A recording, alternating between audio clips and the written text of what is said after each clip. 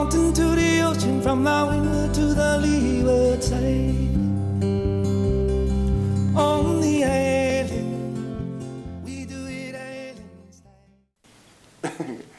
Aloha and welcome back, Big Island. You're watching Rise Above Hawaii. And we are very happy to talk story today with a great service here in Hawaii, in Hilo especially. It's called Hospice, Hospice Hawaii. I'm sure you've heard of it, but we never really featured a service such as this. And I think it's important because we are getting older. Statistics show that we are, the country as a whole is getting older. And so the question is, what do we do with our loved ones? Not just in terms of caring for them, but at that last stage when they, pass on. And so we have Brenda here, who, what is your official title at Hospice? The CEO, Hospice of Hilo. The Hospice of Hilo. Is there a Hospice of Kona? There is a Hospice of Kona, and there's a North Hawaii Hospice. There's 3 of us on the Big Island. Okay. Yeah. Well, thank you for coming to my show. I appreciate thank that. you for inviting us. We have Anne from, originally from San Diego, yeah? San Jose. Oh, San Jose. Why you gotta call me out like that? I'm a local man. girl. Yeah, I was like, hey, where are you from? And she said, oh, San Jose. And I said, oh, okay. Gotta slip that in. Yeah. But so tell us a little bit about your job, Rowan. Sure, I am the Development, PR, and Education Coordinator, and that essentially means that I take care of the fundraising at Hospice of Hilo, and I help to connect the community with hospice because it's a very intricate program. So how do we educate the community? They know what we provide, and they actually utilize what we provide. So it's those 2 roles. I like that, and we've talked a little bit off camera, and like I remember as a kid, I didn't know about hospice, but as I got older and as I talked to different folks, they would say, oh yeah, my grandma's, she might be ready for hospice, and I didn't even know what that meant. But I think it's a pretty popular service now, and people are aware of the service. When did it first start? Hospice was started, it really became popular when it became a Medicare benefit. So under the healthcare continuum, our congressional leadership did identify that hospice was a very important part of the healthcare continuum. And so they, in the late 70s, they started the hospice benefit. And our hospice program in Hilo, which covers the east side of the island from La Poihoi to South Point Road. And it's a home care program. And just kind of a little bit about what hospice is. Yeah. What is hospice? Well, first, what is the word hospice? What does that mean? Cicely Saunders started hospice in the Cicely UK. In the UK, and she was a woman that really, in the healthcare field, identified that individuals that are in that final journey have very, very different needs than our healthcare system, even back then, was set up to do. It's not just about the patient and the disease process.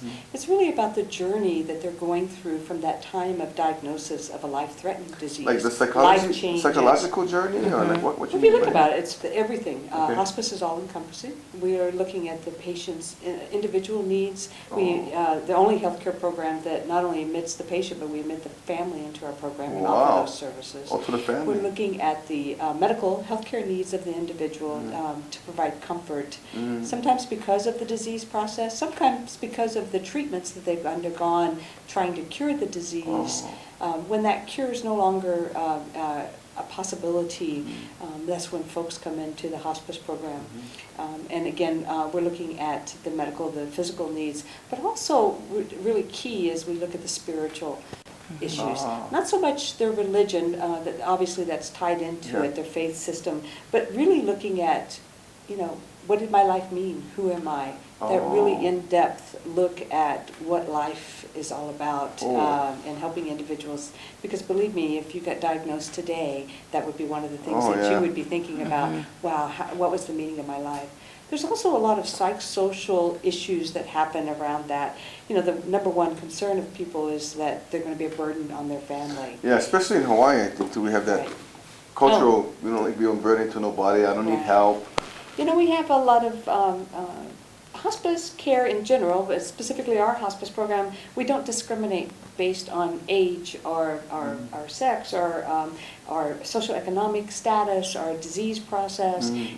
What Hospice of Hilo is really trying to reach out to anyone that has been diagnosed by their physician and given a prognosis, which is the life expectancy, that there really isn't anything we can do at this point So to cure this disease. So they're at the end of their They're life journey then. Usually, and the Medicare defines it as a 6-month time frame. In the doctor's best guess, that this disease, as it's going right now, would probably take your life within 6 months. And that's what hospice is all about. That's a tough prognosis, man, to hear that. I can see how the family would need some support around that. To do that all alone? And it is, and it's a very tough time for people. You know, and we hear all the time, and, you know, I've been the executive director of Hospice of Hilo for 21 years. Wow, really? Yeah. Jeez. You know, I'm only started when I was 7, but but then, you know, we're really looking at again, how to walk with them, how to go through that journey and support them, shore them up. And we do that with a team of professionals.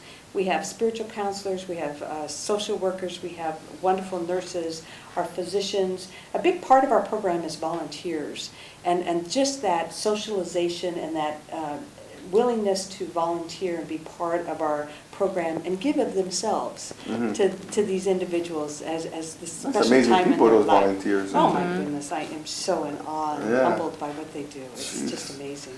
So, you know, and in addition to that, because of the Medicare hospice benefit, we cover all the cost associated with everything they need as it relates to that diagnosis that they've come into hospice. So is it a care home? Medication, no. Oh, it's not a We take care care of these are really good questions, because a lot of misconceptions that that people have about hospice. So hospice is like an outreach service? Hospice is if you are diagnosed, and we can get that call that says, my neighbor, my loved one, the doctor can call us, another healthcare professional. Oh, it looks like they get about 6 months. Yeah, they're really struggling, we don't know what's going on, can you help them? And that's how we get that initial call. And then we'll take it from there. But our main goal is to keep people in their own homes, surrounded by their family and loved ones. That makes sense. And so what we just shore them up. We just walk beside them and their family as they go through this journey. And again, what I was getting ready to say earlier is that a lot of people think it's really sad. And it is sad to lose a loved one, and I don't want to minimize that at all, how difficult that is. At the same time, you have an opportunity versus a sudden death, which a lot of folks talk about, that they want to die quickly. I think Rosie said that. Yeah. Rosie said, I just like die quickly. Okay. And actually, that might be easier for us, but think of our family. Yeah. Think of how many times you've heard someone that you know that's died in a car accident or unexpectedly. If I would, the surviving families would say, if I just had time to say how much I love you. That's true. If I would have just had the opportunity to ask for forgiveness. Or if they would have forgiven me and I could have forgiven them. If I could have just had some of those conversations. Or we had a fight before we went to sleep last night and I haven't got to talk to him since, and now I'll never get that opportunity. That's so good. That's so amazing, that perspective, Brenda. I never thought about that. I'm a nurse. Even Rosie, they live long now. Yeah. You know, like go now unexpectedly. Actually, the trick of it is to live every day like what you don't, because you don't know what tomorrow's going to bring. That's true. And be nice to people, because we want to go out. You know, I with can that. imagine, like, so my mom is getting to the stage where, you know, she's at that final journey, I think, too, and we have time with her. She has Alzheimer's, but that time gives us the opportunity to, you know, rub her hand.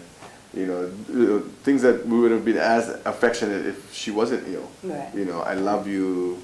You know, so you're right. I think that process can be sore emotionally, but it also, I think, is a relief maybe, or I don't know what the right word is, but comfort maybe. It is. It's just having the ability to be present and have those conversations that we normally don't allow time for in our busy lives. Yeah. I think it's, you know, the saddest thing that happens for me is when I hear people that could have used hospice care and they didn't access it. They didn't call us. They didn't invite us into their family to help them through this process, and they didn't know what was going on. They didn't know what was happening.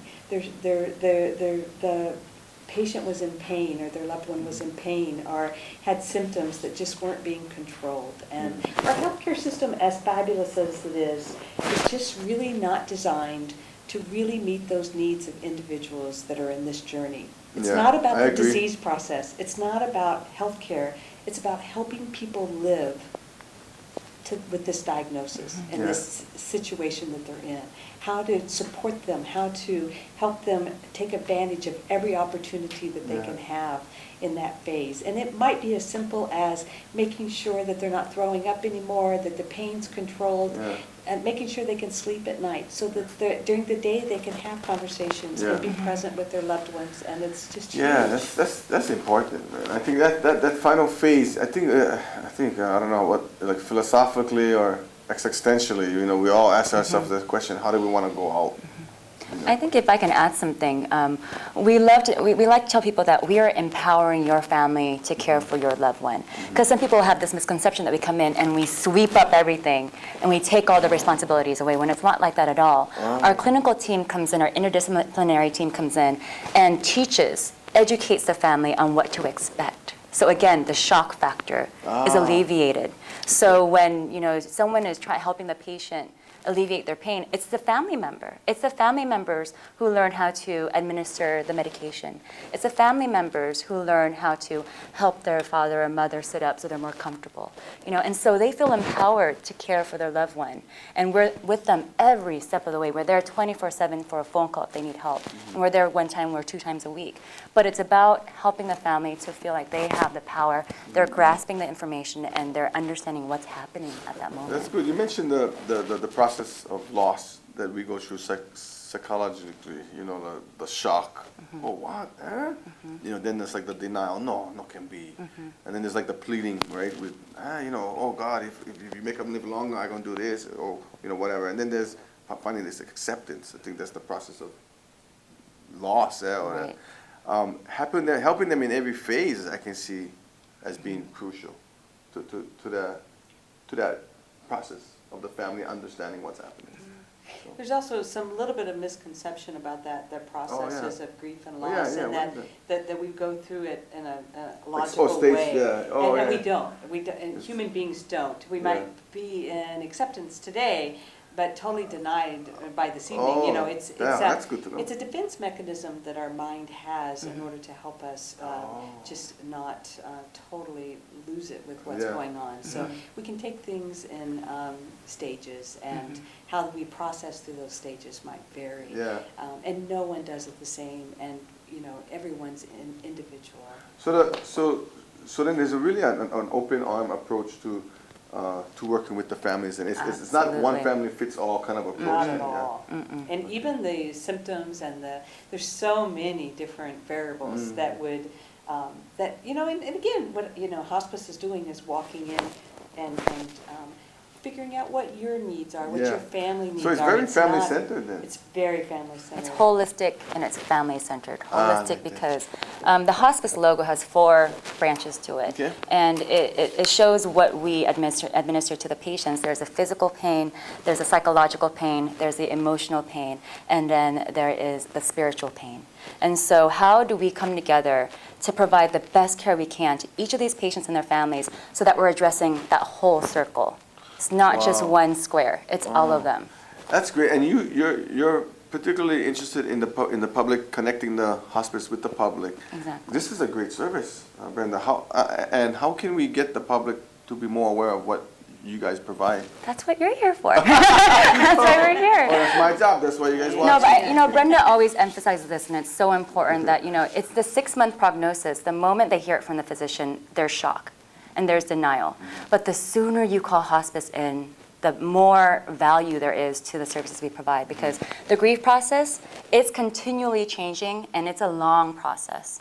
And so the sooner you call hospice in, the more services we can provide and the more help the family receives. If they wait until that last 2 days or 3 days, we come in and we're doing all that we can, and then the shock is still there because 2 days later, It just comes back. Yeah. or 2 days later, their loved one passes away, Oh, yeah. and they haven't received all the care that we could Yeah. possibly provide them. So Yeah, it's I all like about getting us in as soon as Really possible. have to look at it as life as a journey, and this is one phase of that journey. If you have the opportunity, the earlier we can get in and help you, and just, again, education, support. Help you as the patient, or help you as the family member? Both, Yeah. really, yeah. Yeah. It's all about where you're at. Sometimes The earlier we can get in, we can prevent a lot of Yeah. the crises. Just knowing what's going on, just having that knowledge base is so empowering. You know, I read in the paper recently, could you talk a little bit about it, that even after the passing, you guys provide bereavement groups? We do. Tell us a little bit about that. So hospice is part of the Medicare benefit. Okay. Again, Congress was really smart on this one. They require that all hospices that are Medicare certified also provide bereavement services or that support, emotional support to the surviving loved ones of that patient for 1 year after the patient For 1 dies. year? For 1 year. Con- We found that so federal, beneficial. federal funding, kind of. No funding. Oh. They just told us we had to do it. Oh, shucks. There's no money. Sorry. No wonder you gotta apply for grants. That's why you gotta hire her for things. Yeah. Okay. So we thought that was so beneficial that we actually, thanks to the Hawaii Island United Way and support we get through that avenue and other funders, we're able to offer community bereavement services. So regardless of whether your loved one was in the hospice program or not, we will offer brief groups or support groups. We have a children's group that's absolutely The children, fabulous. I forgot about the children. Yeah, they must make sense of it They differently, grieve yeah? very differently than adults do. Yeah, they do. And it's, we have some great bereavement counselors at our organization that just do a phenomenal job with children. Again, you know, they grieve differently. We have various age group camps, and we have day camps. We have a weekend camp in Wow. November that children and parents come to. You know, it's one thing to work with the children, but if you're not working with the parents or the guardians and helping them understand how to support them after this camp is over, you know, it's not very effective. So, and that's been hugely beneficial to a lot of people. So we're really excited that we're able to offer that. And again, that's not paid for. That's all through grant funding and thanks to On for helping us make those things happen. And it's an educational resource too. We've had a lot of professionals that have come to hospice to learn from our professionally trained bereavement counselors. You know, like religious organizations and so forth, when they're dealing with their patrons who need the service, they come to us and they find more information, and we're open to them too. It's not just those that are going through the active grieving process. It's anyone who wants to learn more about how do we do this? How do we help? So the those active grieving process, I get the terms. The active grieving process is called bereavement. Bereavement is That's safe to say. Yeah. Bereavement is it's kind of a label of a service when someone is grieving the loss of a loved one. It's kind of a phase in that you're bereaved because of that loss. Yeah. And Okay. grieving, it's very, very similar. I got it, because the psychologists, because we come in when, like, in our DSM, how we diagnose is when bereavement has gone above the norm, you know, like, which is 6 weeks or something like that. Complicated grief. Yeah, complicated grief, and then it phases into depression, and then that's when we see them. And so your service, I think without your service, You would see a you lot more. higher percentage of people who, you know, they couldn't make sense of it and they fall into a deep depression. So your service is very important. I sat through a session myself, one of these educational sessions that our bereavement counselors put together, and they said something that was so, I mean, it just made a light bulb go off in my head, and that is, the grieving process never ends. You know, 10 years from now, let's say, like my father dies, 10 years from now, I can smell a scent, you know, in the distance, and it sets it off again, you know. And so the idea is that, you know, everyone grieves in their own way, you know, in their own time. And so we're just there to validate what they're feeling, to validate what they're thinking, and to help them get through it. Yeah. Because you can think you're going crazy. Yeah. Just in that deep pain and loss Oh, of yeah. a loved one. It's very, very difficult. You know, I don't know, the word is out. I heard that you guys are expanding. Oh, Tell us a little bit about that. yeah. So, where is it at? Is it in a Hilo? Is it a Hilo expansion? And what kind of expansion? We are so blessed. Yeah. The mission in this organization and the people that we're able to touch and just the opportunity to serve the people of East Hawaii, I think is quite amazing. We are building and we'll have the grand opening on June 22nd of the first Neighbor Island Hospice inpatient facility. The first Neighbor Island Hospice inpatient? You mean no other, Honolulu no more? Honolulu St. Francis Hospice has 2 inpatient facilities, but those are the only 2 in the state. Oh, so we're going to be the Neighbor Island, so Kauai no more. No more. Maui no First- more. Wow. So where is that? Where is it located? We're building, it's on Kapiolani, where the extension will be. It's right across from Christ Lutheran Church. So Kapiolani and Mo'uli, close. just up the road. Yeah. Up the road. Wow. So we're building an 18-bed facility. Each room will be a private room. We're going to build 12 beds out to begin with, and then we can add the 6 beds at a later date. So we're really excited Oh, so you about could that. work with them in their home if they like. That's our primary That's what you- purpose. Okay, but you also they can live with you guys in a little while. Right. Well, what we found out is that, is everyone that is in this final journey accessing hospice care, and again, that's our purpose, is to be able to meet everyone's needs that are in that journey. And we found that we really aren't. There's a group of people that don't have a caregiver system. I mean, if you're in your own home, you Yeah. pretty much have to have some neighbors or Yeah. family or somebody Kids, that's somebody would help. somebody's going to Yeah. help you there. A lot of people don't have that here, so you don't have a caregiver or a caregiver system that we can access.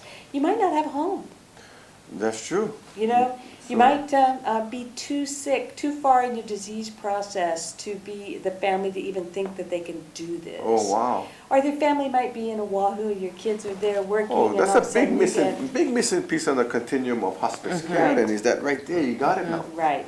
And so we're so happy. And even the other 2 hospices on the island, again, Hospice of Kona and North Wai Hospice, are really looking forward to this inpatient facility, because even if your loved one was here in Hilo, at least you can drive over on the That's weekends true. and visit, and instead of flying and the cost of flying Yeah. to Oahu. Yeah.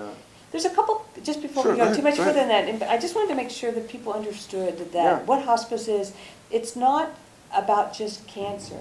A lot of Oh, folks- people think it's cancer only. a lot of people think it's cancer. You mentioned that your mom has Yeah, Alzheimer's, Alzheimer's. which is a very, very difficult disease Yeah. process to go through for the families and for the individual. Our fastest growing admitting diagnosis is Alzheimer's. Really? It's about 60% nationally of the patients that are accessing hospice have non-cancer diagnoses. Oh, wow. In-stage heart disease. How many people do you know that have heart disease that keep going back to the hospital, and they keep putting them on these ventilators and pumping their chest, and all the complications that are, just the quality of life is a real challenge. Lung disease, heart disease, dementia, Alzheimer's. As I said, Alzheimer's last year was our #1 admitting Okay, diagnosis. so it's not just cancer. Yeah, I think I Under heard lung that perception cancer. that people only think it's cancer Right. related. The other thing is people think it's just for older individuals, which is our largest population that we are serving, Yeah. is folks that are over 65.